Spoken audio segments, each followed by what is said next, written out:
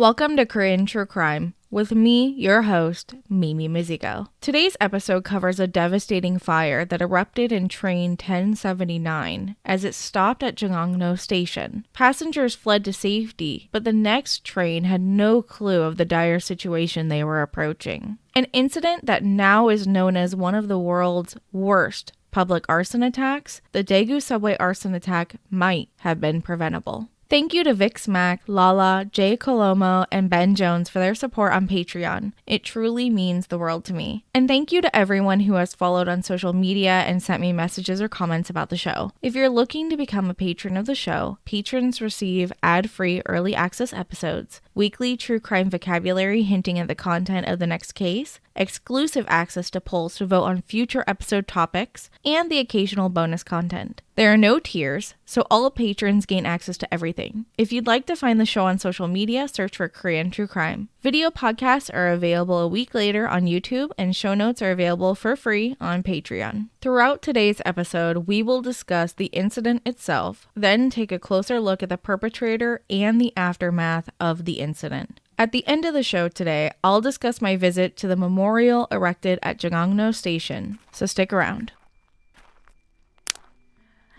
What was that?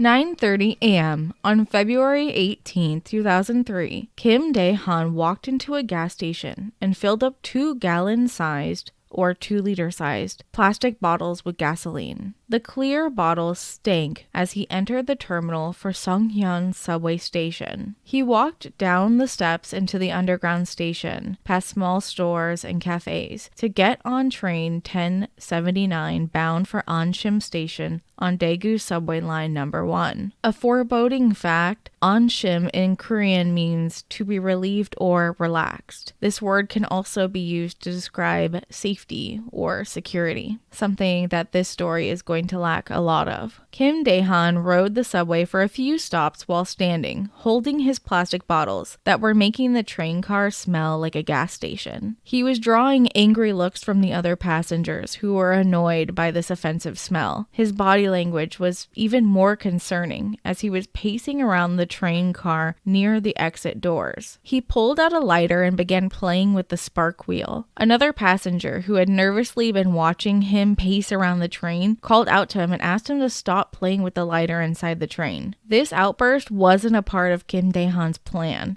and it startled him. The train stopped at Balmodong Station at 9:51 a.m. The doors opened, but Dae-han decided he needed more time to think of his plan. He sat in an empty seat next to the doors. Balmodong is a very large station that transfers to many different subway lines all across the metropolitan city of Daegu, so a lot of people were getting on the train at this stop. The subway was inexpensive and fast, which made it the preferred mode of transportation for much of the city's commuters. In the short minute between Balmodong Station and the next stop, Jangangno Station, Dae-han stood again by the doors to continue playing with his lighter. However, Dae-han decided to begin lighting the lighter, flicking the flame on and off next to the doors. The passenger who had previously asked him to stop was getting very irritated by this man's odd behavior, and he stood up to try to stop Dae-han from continuing to flick the lighter on and off. But as the train stopped at Jangangno Station and the doors opened, the lighter flame ignited the gasoline remnants on the outside of the plastic bottles. Dae-han's shirt sleeve ignited and he ran out of the train car, throwing the plastic bottles inside the crowded train. The liquid poured onto the floor and spread the fire across the cushioned bench seats and walls. Many passengers were also hit by the flaming liquid thrown onto them. Screams from the burning passengers echoed throughout the large subway terminal. Within seconds, black smoke began pouring into the connecting subway cars. Less than a minute after the gasoline ignited, the subway engineer saw the smoke from the CCTV and ran to the the burning car with an extinguisher, trying to contain the aggressive fire. Unfortunately, there were no fire alarms on the subway itself. The engineer, Choi Jung-hwan, 31-year-old man, had panicked and tried to control the situation before calling for help from the subway command center or from the fire department. His attempts to extinguish the fire were unsuccessful, as the materials within the train itself were highly flammable. But we'll learn a little bit more about that later. As smoke filled the train and the subway station, the fire alarms within the shopping center on the floor above the underground subway began to alert of the fire below. However, amongst the chaos of people running from the subway and the smoke making it more and more difficult to see, many people didn't know where the fire was even coming from. Within that minute after the fire began, the subway general command center hears from a station employee that the fire alarm is going off at Jungangno station, but they aren't actually sure where the fire is. They attempted to contact the subway engineer, but were unable to get a hold of him because he was attempting to extinguish the fire himself. The general command center asked the employee to investigate the fire and report back to them as they contact the fire safety headquarters. They reported a general fire at Jungangno station, but were unsure of where it was located. After 3 minutes had passed, the situation was becoming more dire. Passengers are continuing to flee, but the smoke had made it almost pitch black within the underground area. The upstairs fire alarm had activated the fire shutters, which began closing off most of the pathways for people to escape from. If you're unfamiliar with fire shutters, it's not just metal doors that come to cover entries of businesses, but instead, if you walk around underground areas in Korea, you'll notice a door frame unattached to anything in the middle of a pathway randomly, seemingly a door to nowhere. In case of a fire, walls will come down on either side of the door frame, attaching to another door frame further down and separate the fire from the other side of the wall. The doors can be used for people to escape through, but in this instance, the fire shutters were also trapping all of the smoke within the subway terminal, making it impossible for people to see because there were no emergency lights. The engineer of train 1079 had fled with most of the passengers on board, without following the protocol to call in the fire, and within 3 minutes of the fire beginning, all 6 cars of train 1079 had been overtaken by the raging fire. Unaware, train 1080 approached the station from the other side. Just 4 minutes later,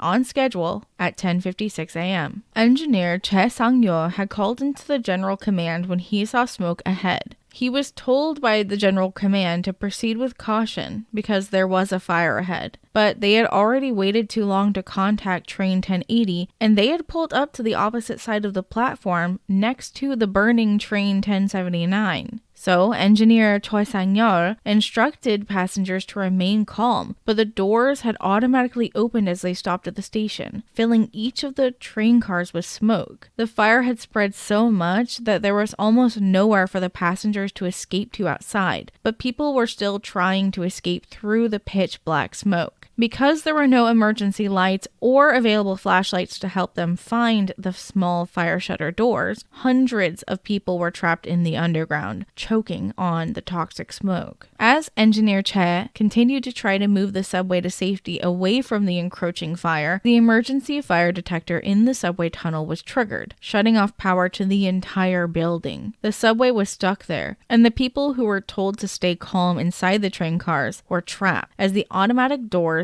sealed shut. Engineer Che, over the next few minutes, would continue to shout throughout the train for passengers to remain calm and to stay inside. He would make this announcement 3 times as he tried to reach the subway command center. Just 3 floors above, the fire department had arrived to the scene and began evacuating those stuck inside the shopping area. The engineer was able to get power back through the train's backup batteries and could finally call for help. They had been without power for just over a minute, and it was now 9:58 a.m. Only 6 minutes had passed, and in this situation, with the smoke not having anywhere to go, people were suffocating. The power inside the train turned back on just briefly, and he was told to wait and tell the passengers to return to the train cars. The command center said, "We will turn the power back on and you can depart the train to safety." The engineer did as he was told and shouted for everyone to return to the train who had gone out to the platform and for everyone to remain calm as they would soon depart. However, the fire had caused irreparable damage to the power sources, and after several attempts to restore power, they discovered that it was impossible. There was nothing they could do. They had wasted 4 precious minutes trying and failing to restore power to the train. And during those 4 minutes, the engineer instructed passengers over the intercom to open the doors manually to create air ventilation as they waited for power to return. However, there were no signs indicating how to operate the doors manually, so many of the train cars remained sealed. And those sealed train cars would soon become a tomb for those trapped inside, as the fire began to overtake train 1080. Above ground, fire trucks and ambulances from all over the city came to rescue the survivors and control the fire. However, at 10:10 a.m., 18 minutes after Kim Dae-han started the fire, and 14 minutes since train 1080 stopped at the station, Engineer Cho was able to receive a message from the subway command center. The message was distressing. The command center told him to quickly evacuate and to tell passengers to save themselves. They said,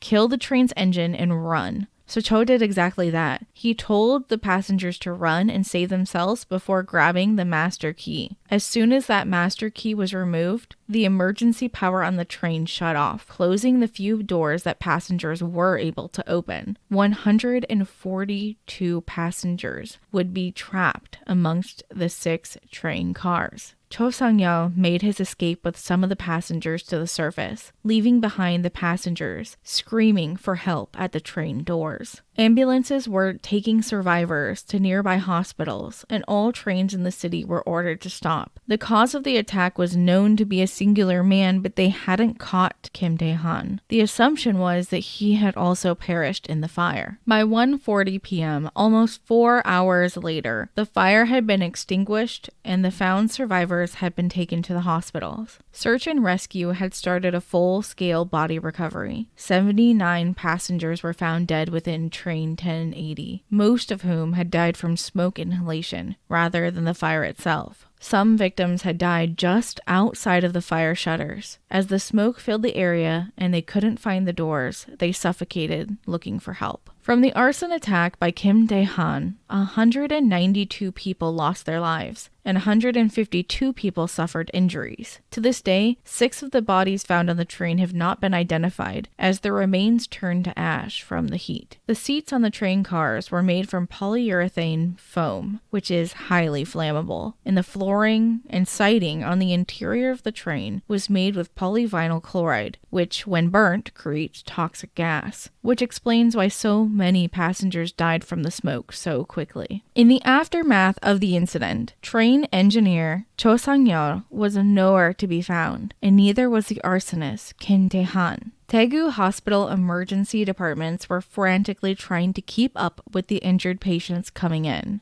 At a nearby hospital, passengers from the very train car that Kim Dae-han threw the gasoline bottles into were being treated for their burns. They were incredibly lucky to have survived the attack. The fire shutters hadn't closed by the time they had reached the first underground floor, allowing them to escape quickly. While a man was being treated, he noticed a man whose arms and legs had been burned next to him. He felt shocked. That was the arsonist. Kim Dae-han was sitting next to him, being treated for his burns, as if he himself was a victim of the attack. The man reported Kim Dae-han to the police, who arrived to secure him. He received his treatment for his burns and was taken to the police station. After Kim Dae-han threw the gasoline, he suffered burns to his arms and legs. But in those moments of pain, he decided he wanted to live, a choice he hadn't given the 192 victims who perished in the fire. Kim Dae-han, when interrogated, bumbled around the room muttering to himself in gibberish. He was acting like a confused old man, and then like he was wrongly accused. but then escalated his foolish act as the interrogation continued. The insane act went on long enough that the police brought in a state psychiatrist to perform an examination on him to determine his sanity.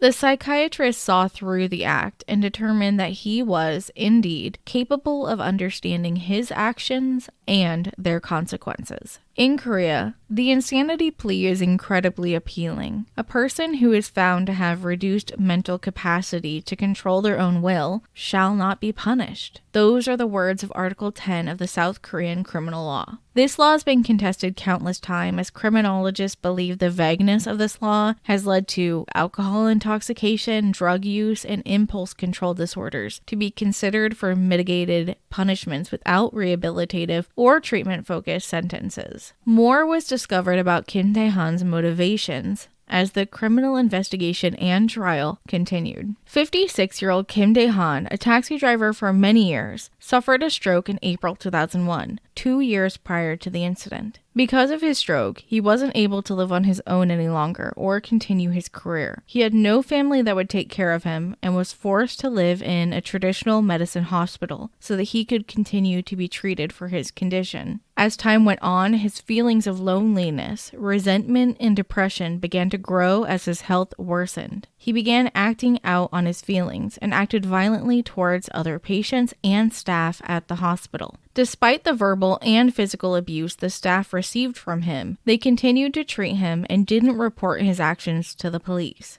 10 days prior to the arson attack, he ran away from the facility and attempted to end his own life. He was found and his life was saved. In the next few days, he would try to escape multiple more times unsuccessfully. Each time, his treatment was never changed and his actions were never reported. The day of the incident came, February 18th, 2003. He left the facility successfully, angry at his deteriorating health and the world that had thrown him away. Or so he thought. His increasingly depressive and destructive thoughts had completely destroyed the person that he once was. While we certainly don't need to find excuses for the act that he did or create sympathy for him, we can learn this to understand what led to him harming others. The hospital had failed to intervene to protect others and himself. It should be said, he also had told his doctors his intent to harm others and had mentioned his plans to hurt other people in the days prior to this attack. During his trial, he wasn't given a reduced sentence because of his mental state, because he did know what he was doing and he intended to harm others. So the prosecution demanded the death sentence. But because of his decaying health, he was given life in prison, which, in a year's time, he had died from his chronic illnesses in Jeonju prison on August 31st, 2004. Some of the victims of the attack would also suffer for their last days. Survivors of the attack that suffered from smoke inhalation injuries would live with lifelong illnesses due to the toxic gas created from the burning trains. The toxic gas damaged their eyes, skin, and lungs that they would need to treat for the rest of their lives. Those who escaped, even without physical injury, were treated for PTSD from the traumatic incident. Sadly, some of the survivors couldn't take the strain of the trauma and took their own lives. With so much hurt and death that was all brought on by a selfish man's rage, the city wasn't without blame. A separate trial was brought for the 2 train engineers of Train 1079 and Train 1080. The first engineer, Cho Jung-hwan, who failed to report the fire and fled without properly executing an evacuation plan, was sentenced to 4 years in prison. The engineer of Train 1080, Cho Sang-yeol, was sentenced to 5 years in prison,